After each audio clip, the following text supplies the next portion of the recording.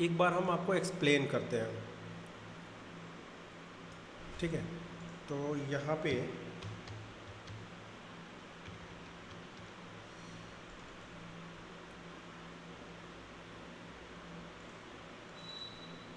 Bit और space में थोड़ा सा, जैसे सपोर्टेड मान के चले कि हमने यहाँ पे किसी का नाम लिखा, समझे, मान के चले नाम लिख दिया निकिता। अगर निकिता को अगर हम, दिख रहा है ना आप लोगों को, स्क्रीन दिख रहा है ना, स्क्रीन शो हो यस रही है, सर। ठीक है। अगर निकिता मान लीजिए हम लिखते हैं और यहाँ पे अगर लिखा है इक्वल टू लेन, और लेन में अगर हम काउंट करते हैं तो निकिता में, ठीक है, 6 बाइट हमारे पास है, कुल लेंथ कैरेक्टर का कितना है, 6 है। बट अगर हम एक स्पेस लगा के एंटर करेंगे तो देखिए यहाँ पे 7 दिखाएगा।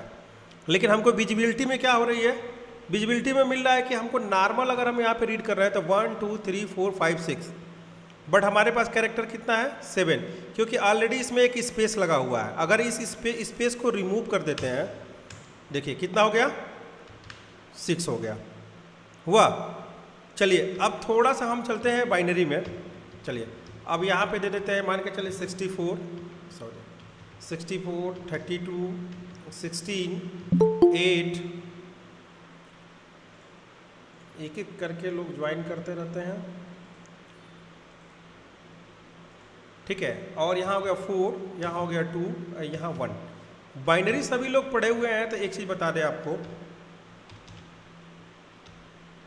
ध्यान से देखिएगा। तो बाइनरी में क्या है कि अगर मान के चलिए कि अगर हमको 7 का बाइनरी या 9 का बाइनरी निकालना है या 10 का बाइनरी निकालना है, समझिए 10 नंबर का बाइनरी निकालना है, तो हम कैसे निकालते हैं, पहले देखते हैं कि इसमें दो को जोड़ेंगे। तो यहाँ हो गया, जहाँ 8 है वहाँ इसके नीचे 1 हो गया, और जहाँ 2 है उसके नीचे 1 हो गया। अब बाइनरी कितने डिजिट का होता है हमारा, मिनिमम 4 डिजिट का होता है। कितना होता है, 4 डिजिट का। तो जब हम यहाँ पे देखिए, जहाँ 4 है इसके नीचे लगा देंगे 0 और यहाँ लगा देंगे 0, यानी कि 10 का बाइनरी लिख के क्या है हमारे पास, 0, देखिए वहाँ ध्यान दीजिएगा, 1 0 1 0।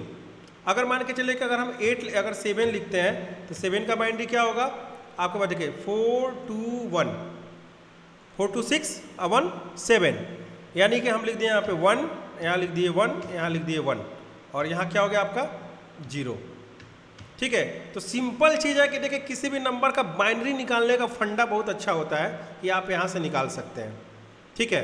अब हम इसमें आपको बताएंगे कि अच्छी तरह से कि ये चीज़ कैसे है। अगर हम बाइनरी में देखिए, अब हम चलते हैं अपने इस पर और देखते हैं एंड, बिटवाइज एंड क्या होता है, बिटवाइज आर क्या होता है, बिटवाइज जार क्या होता है, बिटवाइज कॉम्प्लीमेंट क्या होता है। इसमें एक कॉम्प्लीमेंट नहीं दिया है। फिर लेफ्ट राइट का भी हम आगे, लेफ्ट और राइट का कोड अलग बताएंगे, ये दो चीज़ें।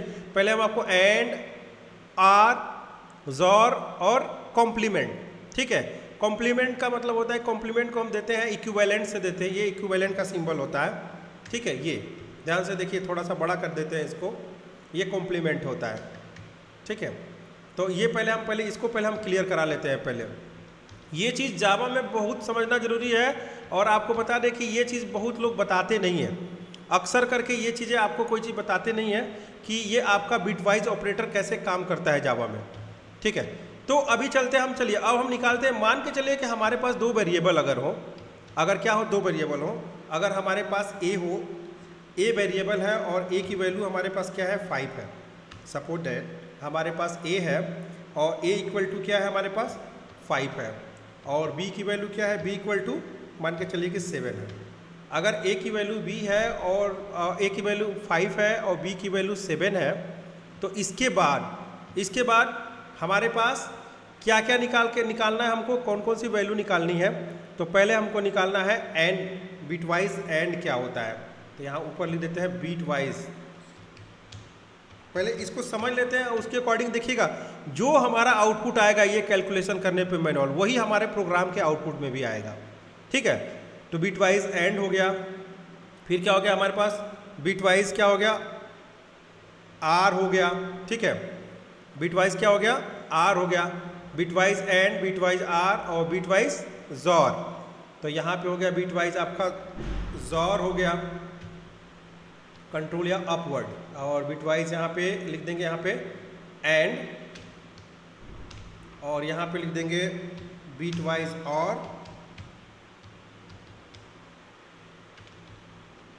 और यहाँ पे होगा आपका बीट वाइज XOR जार, XOE नहीं, और ये हो जाएगा आपका बीट वाइज जार।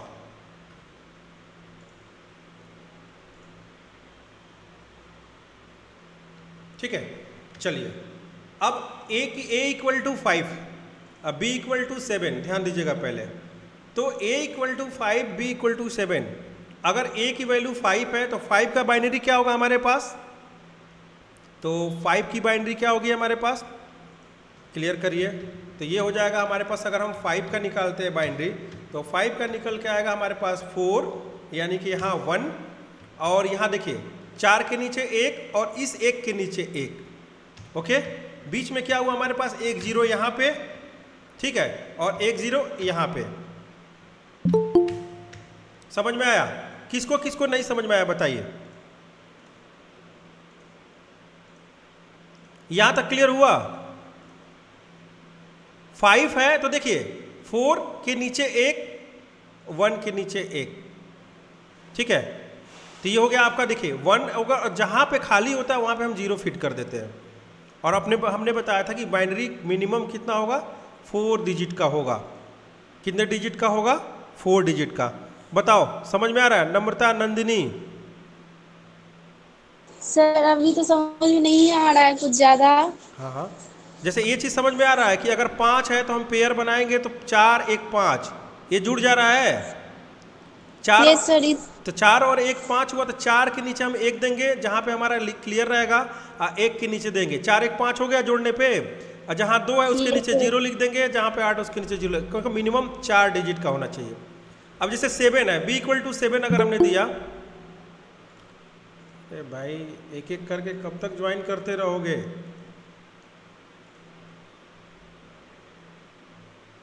तो इसमें क्या है कि अगर आप देखो, अगर B इक्वल टू 7, तो 7 का बाइनरी अभी यहाँ पे हम बताए हुए हैं। तो 7 में क्या होगा? 4 2 6 1 7, यानी कि 1 1 1, और बीच में हम क्या करेंगे? जहाँ पे गैप है, यानी कि मिनिमम बाई तरफ क्या करेंगे? हम 0 बढ़ा देंगे, क्योंकि बाइनरी हमारे मिनिमम 4 डिजिट का होगा। तो A की वैल्यू आई हमारे पास, देखिए निकल के क्या आई? यहाँ से देखिए, यहाँ से हो गया हमारा 0, फिर हो गया हमारा 1, बिटवाइज को थोड़ा सा आपको समझना पड़ेगा। फिर क्या हो गया? 0, फिर क्या हो गया हमारे? 1। क्लियर है? अब B की वैल्यू क्या है? B इक्वल टू 7, 7 में चलिए 0, उसके बाद 1, उसके बाद 1, उसके बाद 1, तो ये हो गया 0, इसके बाद 1, उसके बाद 1, उसके बाद 1। ठीक है, अब चलिए, अब हम इसकी वैल्यू को हम पहले नॉर्मल हम फाइंड आउट करते हैं। ठीक है, इसको हम पहले नॉर्मली पहले वैल्यू को फाइंड आउट करेंगे। तो ये हमारा होगा, चलिए अब देखिए, अब हमको बीट वाइज एड। सर हाँ सर 5 मिनट रुकिए न, खाना आया है हम लोग को हॉस्टल में लेने खाना आया तो थोड़ा वेट कर लीजिए, रिकॉर्डिंग रहेगा, आप लोग रिकॉर्डिंग देख लीजिएगा चला ना। जाएगा। तो ले लो, एक आदमी जाके ले लो, बाकी हम रिकॉर्डिंग, ठीक है, एक आदमी जाके ले लो, कोई एक आदमी ले लो इस रूम में जो हो, ठीक है। बाकी जो रिकॉर्डिंग है चल रही है, फिर से एक बार हम डिस्कशन कर लेंगे, इसको समझा भी देंगे बढ़िया से। फिर नहीं होगा, एक नया क्लास दे देंगे, इसमें आप लोग समझ जाएंगे। अभी आपको जितनी चीज़ें बता रहे हैं एकदम क्लियर बता रहे हैं, आपको समझ में आएगा। ठीक है, तो देखिए होता क्या है कि अब देखिए, अब एंड में क्या होता है, बीट वाइज एंड में अगर दोनों वैल्यू सेम है, ध्यान दीजिएगा, अगर दोनों वैल्यू सेम है, ठीक है, तो हमारा आउटपुट क्या होगा। ठीक है, तो इस चीज़ का बिल्कुल ध्यान रखिएगा कि कैसे हमारा आउटपुट आएगा। तो जब अगर दोनों वैल्यू सेम है, ठीक है, तो 0, देखिए 0 0 रिप्रेजेंट करेगा अगर, तो उसकी वैल्यू आएगी हमेशा 0 एंड में, बीट वाइज एंड में अगर दोनों वैल्यू 0 है तो आएगी उसकी 0। ठीक है, और अगर 1 1 है, दोनों सेम है, तो उसका वैल्यू आएगा 1। ठीक है, और अगर 0 और 1 यानी कि एक 0 है और एक 1 है, तभी भी उसकी वैल्यू क्या आएगी आपकी? 0 आएगी। क्या आएगी? 0। और अगर वैल्यू 1 1 है, अगर 1 1 है, तो दोनों का एंड वैल्यू क्या आएगा आपका? 1 आएगा। ठीक है, पहले हो गया एंड में। आर में क्या होता है, देखिए एंड का मतलब होता है कि अगर दोनों सेम हो, देखिए दोनों सेम हो तो वही वैल्यू प्रिंट होगी, दोनों ट्रू है, यानी a इक्वल टू 0 है, b इक्वल टू 0 तो हमारा 0 प्रिंट होगा, क्योंकि दोनों ट्रू है। अगर a इक्वल टू 1 है, b इक्वल टू 1 है, दोनों ट्रू है। अब यहाँ ध्यान दीजिएगा, एक 0 है, एक 1 है, यानी कि एक ट्रू है एक फॉल्स है, तो उसकी वैल्यू 0 आएगी।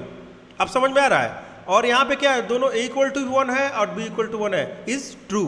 इस कंडीशन में क्या होगा, हमारा 1 आएगा। अब देखिए r में क्या होता है, कोई एक, क्या होगा r में कोई एक, तो r में क्या होगा, कोई एक का मतलब होता है कि अगर 0 0 में से कोई एक है तो उसकी वैल्यू रिप्रेजेंट करेगा 0 r में, बिटवाइज r में। और फिर अगर 1 1 है तो 1 1 में तो दोनों ट्रू है, यानी कोई एक ट्रू होगा 1, यानी पहले 1 है तो हम पहले क्या दे देंगे यहाँ पे आउटपुट में 1। अब यहाँ पे देखिएगा, यहाँ पे 0 और 1, 0 और 1, तो 0 और 1 रिप्रेजेंट होगा, तो इसमें वैल्यू क्या होगी आपकी 0 होगी। क्या होगी, सॉरी, अगर मान के चले कि आपका क्या है, ये फर्स्ट में a इक्वल टू 0, हाँ, और b इक्वल टू 1, तो उसमें क्या होगा कि इसमें क्या होता है कि अगर एक ट्रू एक r है, मतलब कि अगर 0 नहीं तो r 1 है, उस कंडीशन में हमारा होगा 1, हमारा क्या रिप्रेजेंट करेगा 1। और अगर 1 1 है, अगर 1 और 1 रिप्रेजेंट है, यानी कि अगर ट्रू में अगर 1 है या अगर b में 1 है, तो इसकी वैल्यू होगी हमारी 1। ठीक है, तो ये हो गया r। अब चलते हैं कि जॉर। अब जॉर में क्या होता है, जॉर में देखिए, जॉर में क्या होगा कि अगर दोनों कंडीशन अगर ट्रू है तो 0 होगा, और अगर कोई एक कंडीशन ट्रू है तभी उसी कंडीशन में 0 होगा। अगर दोनों ट्रू होगा तब जाकर के, अगर दोनों ट्रू होगा तो उस कंडीशन में क्या होगा कि तब जाकर के आपका वैल्यू आएगा, क्या आएगा, दोनों ट्रू होगा तो 0 आएगा, अगर ट्रू नहीं होगा तो उसकी वैल्यू क्या आएगी, 1 आएगी। ध्यान दीजिएगा, जॉर में क्या होता है, 0 0 सिमिलर है, 0 0 क्या है, एक दूसरे के सिमिलर है, तो यहाँ हमारा 0 होगा। ठीक है, और क्या है, जब 1 1 भी एक दूसरे के सिमिलर होगा तभी यहाँ पे क्या आएगा हमारा, अगर 1 1 एक दूसरे के सिमिलर है तो हमारा क्या आएगा, 0 आएगा। अब उसके बाद क्या होगा कि अगर हमारा 0 और 1 ये दोनों सिमिलर नहीं है तो यहाँ पे वैल्यू रिप्रेजेंट करेगा 1। ठीक है, और फिर अगर हमारा 1 1 दोनों एक दूसरे के सिमिलर है तो यहाँ रिप्रेजेंट करेगा हमारा 0। तो ये हो गया हमारा जॉर। अब देखिए, अब हम आपको लास्ट वाला बताएंगे, कॉम्प्लीमेंट क्या होता है। तो कॉम्प्लीमेंट में क्या होता है कि ये है आपका बिटवाइज कॉम्प्लीमेंट, यहाँ पे दे देते हैं बिटवाइज कॉम्प्लीमेंट। तो बिटवाइज कॉम्प्लीमेंट में क्या होगा, ठीक है, थोड़ा सा ये कॉम्प्लिकेटेड है, घबराने की जरूरत नहीं है, आप लोग आराम से देखिए, फिर से एक बार बताएंगे समझ में आएगा। तो बिटवाइज कॉम्प्लीमेंट का मतलब होता है ये किसी एक वैल्यू को रिप्रेजेंट करता है। किसको करता है, किसी एक वैल्यू को रिप्रेजेंट करता है। तो एक वैल्यू अगर मान के चलिए, देखिए ध्यान दीजिएगा, अगर एक वैल्यू रिप्रेजेंट किया तो पहले कॉम्प्लीमेंट में क्या होता है कि इसमें एक हम असाइन करते हैं, और बिटवाइज कॉम्प्लीमेंट की वैल्यू हमेशा माइनस में आती है। दो चीज़ें, बिटवाइज कॉम्प्लीमेंट क्या होगा, हमेशा निगेटिव होगा, यहाँ पे लिख देते हैं निगेटिव। ठीक है, अब जैसे मान के चलिए कि अगर हमने दिया यहाँ पे a इक्वल टू 5, चलिए 0, यहाँ पे देखते रहिए 0, यहाँ पे दिया 1, यहाँ पे दिया 0, यहाँ पे दिया 1। ठीक है, अब इसमें हम एक इम्प्लीमेंट कर देंगे। ठीक है, अब इम्प्लीमेंट करेंगे तो क्या आएगा हमारा आउटपुट, तो इसमें इम्प्लीमेंट करने पे हमारा आउटपुट आएगा, वो आएगा, सबसे पहले ध्यान दीजिए कि पहले हमारा इम्प्लीमेंटेशन कैसे होगा कि अगर हमारा 1 1 है तो हमारा यहाँ हो जाएगा 0। ठीक है, 1 1 है तो यहाँ पे हमारा हो जाएगा 0, और यहाँ पे देखिए ये एक असाइन हो जाएगा यहाँ पे लेफ्ट में। ठीक है, फिर यहाँ पे हो जाएगा 1 और यहाँ पे हो जाएगा हमारा 0। ठीक है, तो यानी कि जो हमारा कॉम्प्लीमेंटेड वैल्यू है, जो हमारा बिटवाइज ए का असाइंड वैल्यू है, वो हमारा क्या आ गया 0 1 1 0, यानी कि निगेटिव में हमने क्या दिया, ए की वैल्यू दे रहे हैं। यहाँ पे निगेटिव में हम क्या दे रहे हैं, ए की, यानी कि कॉम्प्लीमेंट किससे कर रहे हैं, कॉम्प्लीमेंट ए की वैल्यू असाइन कर रहे हैं। तो क्या हमारे पास निकल के आया 0 1 1 0, 0 1 1 0। ठीक है, अब चला इसको एडिशनल करिए, तो ए का, अब देखिए यहाँ पे एंड में ध्यान दीजिएगा, अब एंड में क्या होगा एंड में यहाँ पे क्या आएगा, एंड का बाइनरी देखिए कहाँ पे आएगा, 0 1 0 1, ठीक है, 0 1 0 1, देखिए 0 1 0 1 क्या है हमारे पास, एंड वैल्यू क्या है 5, तो यहाँ हो गया हमारा 5। अगला क्या है 0 1 1 1, तो 0 1 1 1 यहाँ पे क्या है इसका वैल्यू 7। और यहाँ पे और में क्या होगा 0 0 1 0, इसमें कहीं है 0 0 1 0 नहीं है, तो एक बार आप यहाँ से लिखना शुरू करिए, अभी आपको मिल जाएगा वैल्यू क्या है। तो यहाँ लिखिए ना 0, ठीक है 0, फिर लिखिए यहाँ पे 0 0 1 0, तो देखिए इसके नीचे क्या है, मेन एक किसके है यहाँ पे 2 के नीचे है, किसके नीचे है 2 के नीचे, तो ये हो गया 2।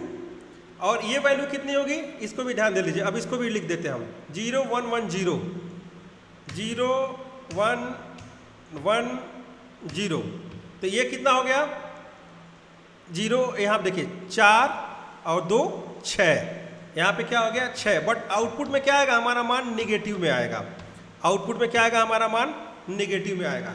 अब चलिए हम इसको अपने कोड से अगर हम वेरीफाई कर लेते हैं कि क्या हमारा आउटपुट जो भी है वो हमारा सही आ रहा है, यानी कि अगर हम मान के चलिए कि अगर हम एक वेरिएबल a लेते हैं एक वेरिएबल b लेते हैं, तो क्या हमारा मान, ठीक है, क्या हमारा मान इस एंड के साथ, ठीक है, इस एंड के साथ हमारा एंड में बिटवाइज ऑपरेटर, हमारा आर में बिटवाइज क्या आउटपुट आता है, हमारा बिटवाइज और में क्या आउटपुट आता है, ठीक है, बिटवाइज हमारे पास कॉम्प्लीमेंट में क्या आता है, तो इसमें ए की वैल्यू असाइन किया, आप बी की भी वैल्यू असाइन करके आप इसके अकॉर्डिंग आप मिला सकते हो। तो पहले चलते हम एक बार कोड करते हैं, कोड करके पहले समझते हैं, फिर उसके बाद से फिर से हम इसको अंडरस्टैंडिंग करेंगे। अगर नहीं होगा फिर दोबारा हम आपको बताएंगे, उसमें घबराने की जरूरत नहीं है, पहले आप उसको अंडरस्टैंडिंग कर लो। डे 6, चलिए हम इसको दे देते हैं एक बार बीट वाइज, एक बार हम आउटपुट दे देंगे बीट वाइज।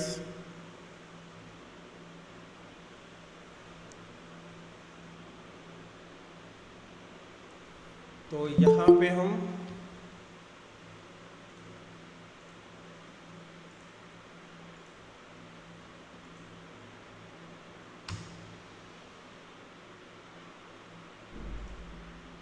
यहाँ लिख देते हैं बिट वाइज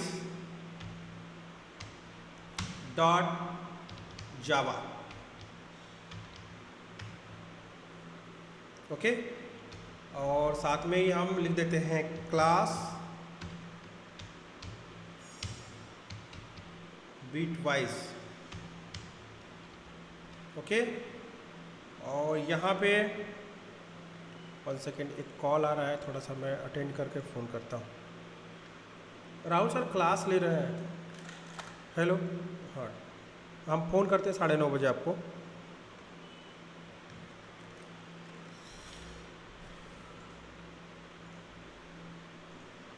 ठीक है, अब उसके बाद से हम चलते हैं public static wide main string arguments, और साथ साथ हम चलिए अब हम अपने डायग्राम के अकॉर्डिंग चलेंगे और यहाँ पे a की वैल्यू और b की वैल्यू असाइन करेंगे। तो यहाँ लिखते हैं इंट a इक्वल टू 5, ठीक है, और b इक्वल टू 7, हो गया। तो क्या हो गया, int a equal to 5 b equal to 7। चलिए अब हमको क्या करना है, हमको एंड ऑपरेटर करना है, a एंड b का हमको वैल्यू निकालना है। तो हम लिख देंगे ऐसे, आउटपुट भी हम भी लिख सकते हैं ऐसे, system dot out dot println, और यहाँ लिख देंगे क्या, एंड, ठीक है। तो यहाँ लिख देते हैं इसका कैसे निकलेगा, बिट वाइज, ठीक है, एंड इक्वल टू, और ऐसे प्लस असाइन कर दिए इसी में, और प्लस, और ऐसे एक ब्रैकेट लगा देते हैं, और यहाँ लिख देते हैं ए और and B, okay, A and B, ठीक है। और साथ ही एक बार हम ए एंड बी की वैल्यू एक बार हम आउटपुट देख ले, क्या बिट वाइज में हमारा ए एंड बी की वैल्यू क्या आ रही है। तो चलते हैं एक बार रन करते हैं, देख ले कि हमारा प्रोग्राम सही चल रहा है। तो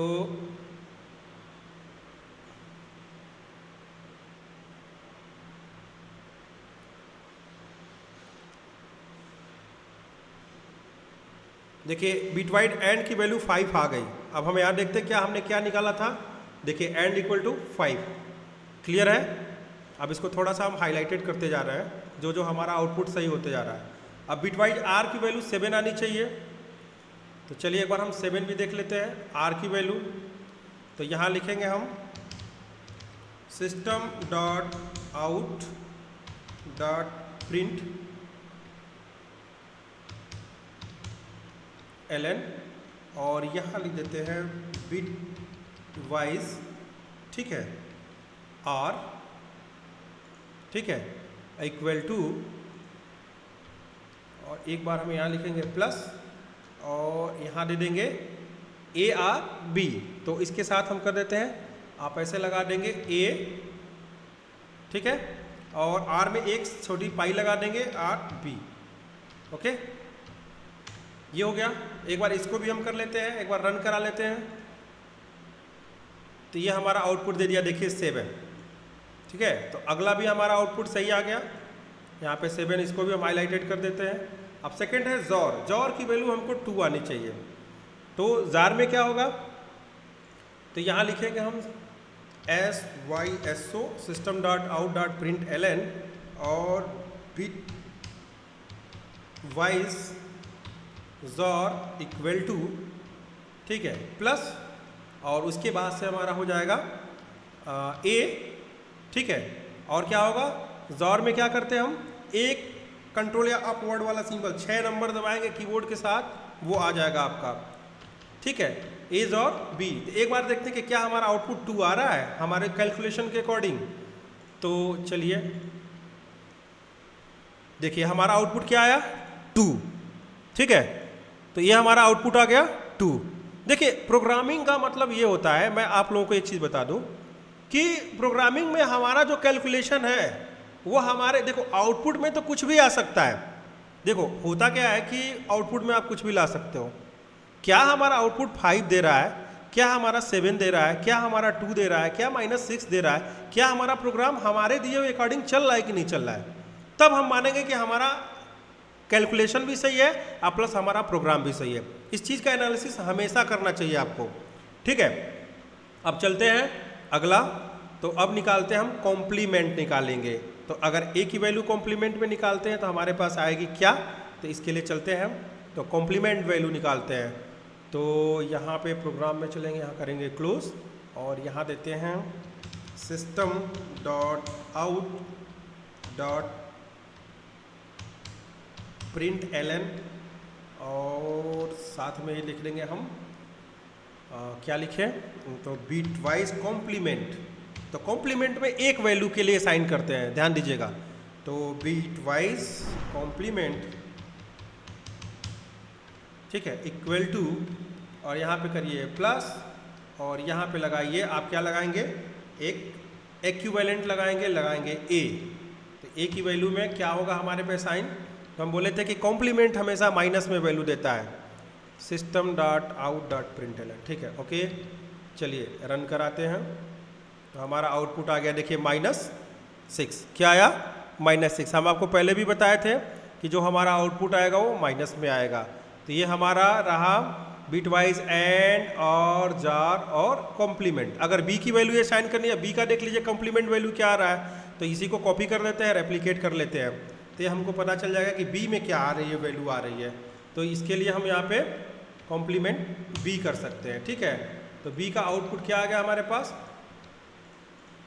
1 सेकेंड थोड़ा सा, ठीक है। तो ये आ रहा है -8।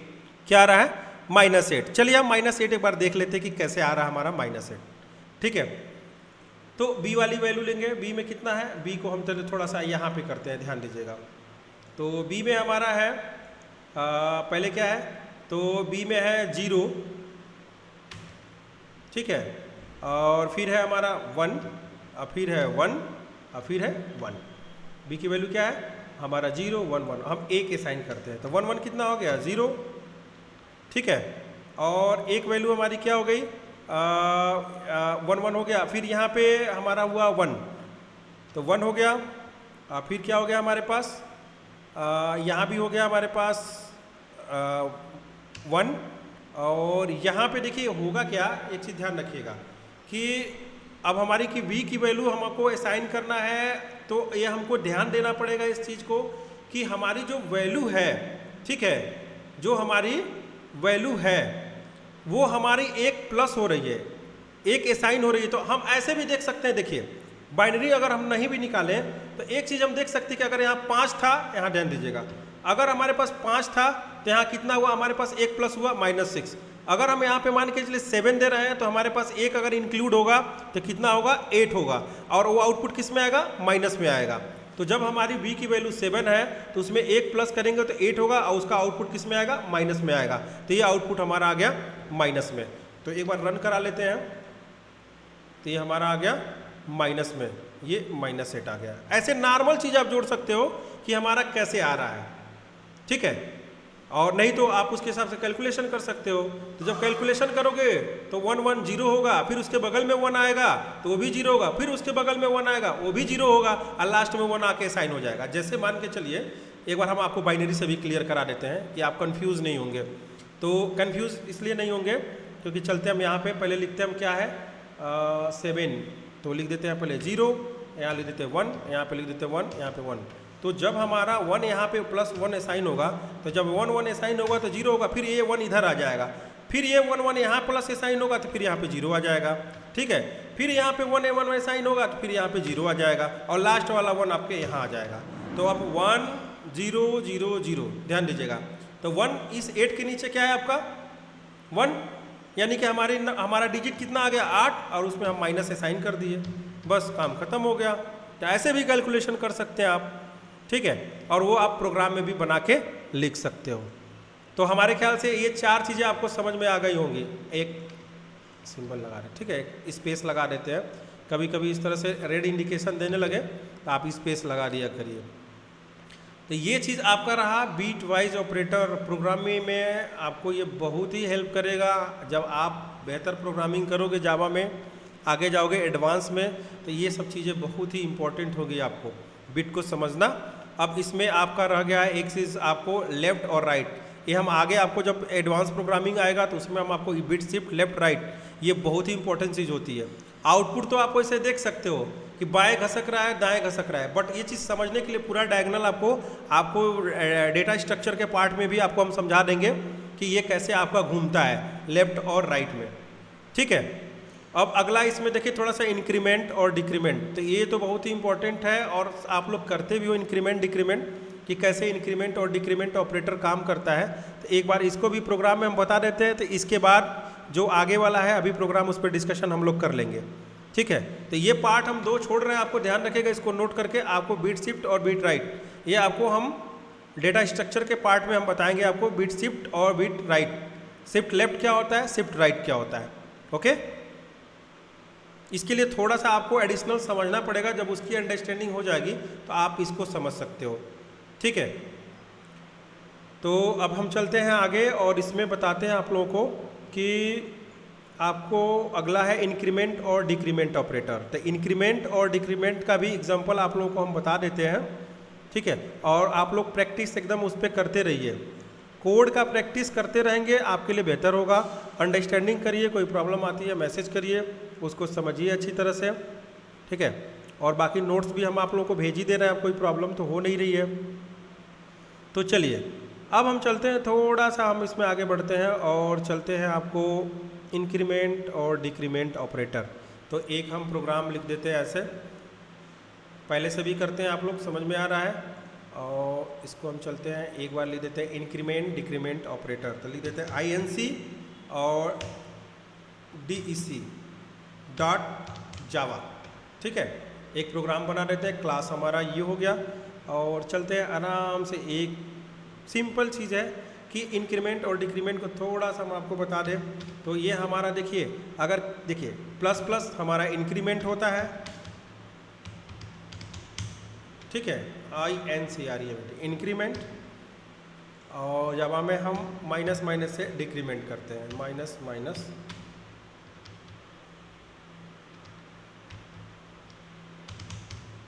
ठीक है। अब इसमें भी बहुत सारी चीज़ें होती हैं, ठीक है। अब जैसे मान के चलिए कि इसके आगे असाइनमेंट ऑपरेटर बताया मैंने, हेलो, नो सर, नहीं बताएं। नहीं बताया, अच्छा ठीक है। अब असाइनमेंट एक और ये क्या बोलते हैं, असाइनमेंट ऑपरेटर, और आपको एक लॉजिकल ऑपरेटर, ये कंडीशनल ऑपरेटर, ये आप लोगों को कल बता देंगे।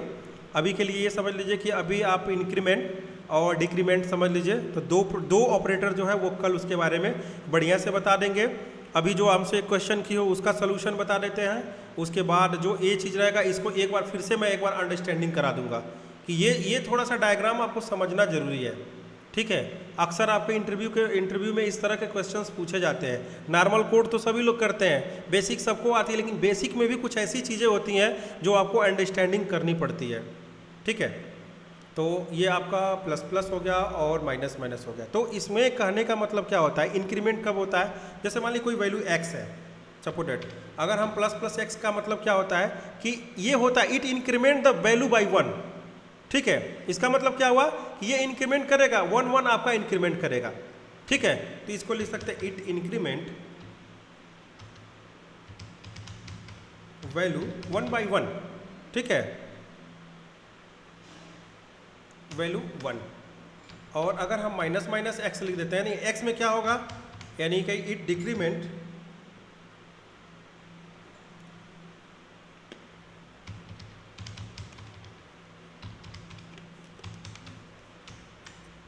ठीक है।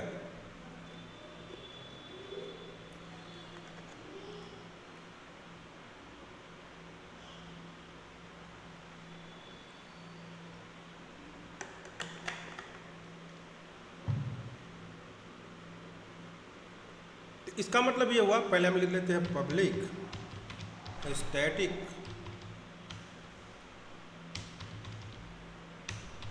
Wide main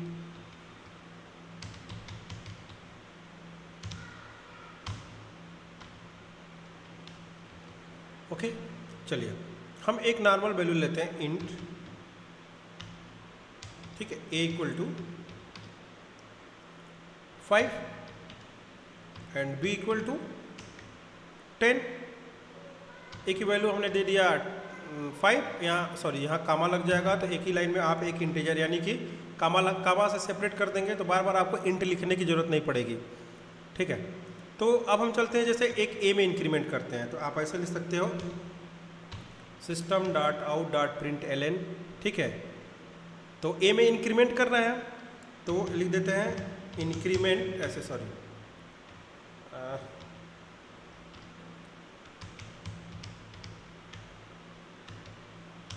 increment equal to, और यहाँ पे प्लस असाइन कर देते हैं हमारा ये ए वेरिएबल, ओके। और साथ ही आपका system dot out dot print ln, और यहाँ कर देते हैं डिक्रीमेंट, ठीक है, ये इक्वल टू हो जाएगा प्लस, ठीक है। और यहाँ पे हम क्या करते हैं कि सॉरी, ये आपका प्लस तो आपका मान के चलिए एक कॉन्कैटिनेशन हो गया, ये तो आपका कॉन्कैटिनेशन हो गया, ठीक है। अब ए को हमको एक ब्रैकेट में देना पड़ेगा, तब जाके ये इंक्रीमेंट करेगा। ये देखिए, ये ऐसे ब्रैकेट में दे देंगे और इसको तब हम असाइन करेंगे प्लस प्लस से, ठीक है। ऐसे ही इसको कॉन्कैटिनेट कर दिए, और बी को हम क्या करते हैं, ठीक है, असाइन कर देते हैं माइनस माइनस बी। अब एक बार रन कराते हैं,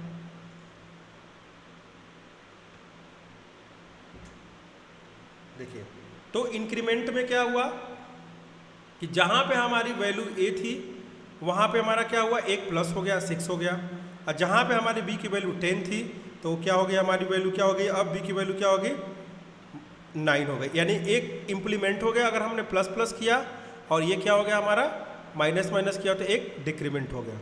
अगर यही चीज़ हम यूजर से इनपुट लेके करना चाहें, सपोज दैट तो हम क्या करते हैं, सबसे पहले इसको थोड़ा सा हम वो कर देते हैं, कमेंट आउट कर देते हैं। और पहले क्या करते हैं, हम स्कैनर को लेते हैं, स्कैनर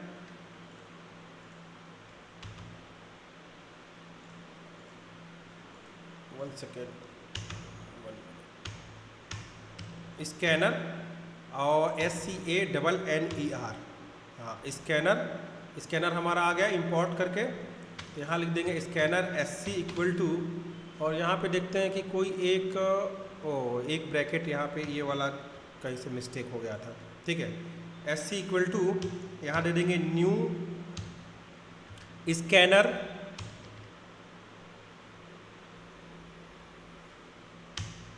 और यहाँ हो जाएगा आपका सिस्टम डॉट इन। और साथ ही हम क्या करेंगे, हम दो इनपुट ले रहे हैं, तो पहले हम लिख लेंगे इंट। अब देखिए यहाँ पे एक ले लेते हैं, यहाँ पे XX लिख लेते हैं। XX इक्वल टू क्या हो जाएगा, हमारा इंटीजर है तो हो जाएगा SC डॉट नेक्स्ट, ठीक है, नेक्स्ट इंट। और साथ ही हमारा फिर यहाँ दे देते हैं इंट YY इक्वल टू, और यहाँ दे देते हैं SC डॉट नेक्स्ट इंट। और साथ में इसमें हम क्या करेंगे, एक एक चीज़ हम यहाँ लिखते जाएंगे। System dot out dot println क्या, enter first number, enter first number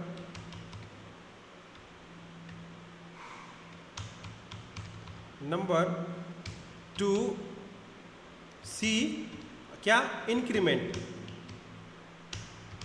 क्या देखना चाहते हैं आप, इंक्रीमेंट देखना चाहते हो तो इंक्रीमेंट देखो।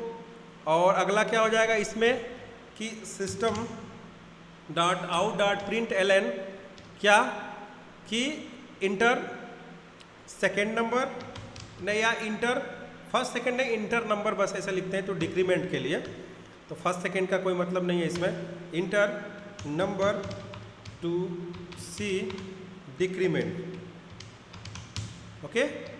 और साथ में ही हम क्या करेंगे, अब जैसे ही वैल्यू, तो अब हमको आउटपुट में क्या लिखना पड़ेगा कि system dot out dot println, और साथ में हम एक्सेस को क्या करेंगे, प्लस प्लस से असाइन कर देंगे।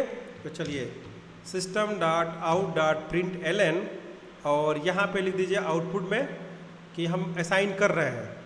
तो यहाँ पे इसी को हम उठा के यहीं पे रुकिए, इसको हम कट करते हैं, इसके नीचे दे देते हैं, ठीक है। यहाँ पे कंट्रोल भी कर देते हैं, पहले यही एग्जीक्यूट हो जाएगी, ठीक है। तो हम यहाँ पे लिख देते हैं क्या, प्लस प्लस XX, ओके। और यहाँ पे हम दे देते हैं क्या, माइनस माइनस YY, ठीक है। चलिए हो गया, हमारा काम हो गया। चलिए एक बार रन करा लेते हैं।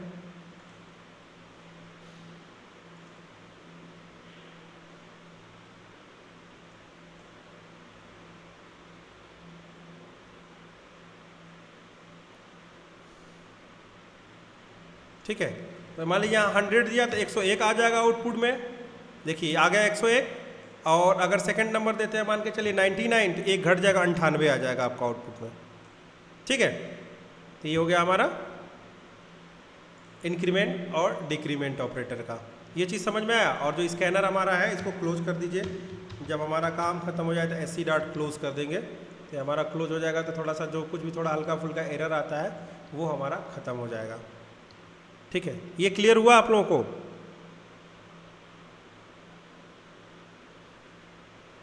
सर डिक्रीमेंट वाला लिखे ना एक बार। डिक्रीमेंट वाला में फिर से चलिए करा देते हैं। कोई नंबर बोलिए, तो जो वैल्यू इसमें स्टोर होगी उसमें आपका एक वैल्यू आपका कम हो जाएगा, ठीक है।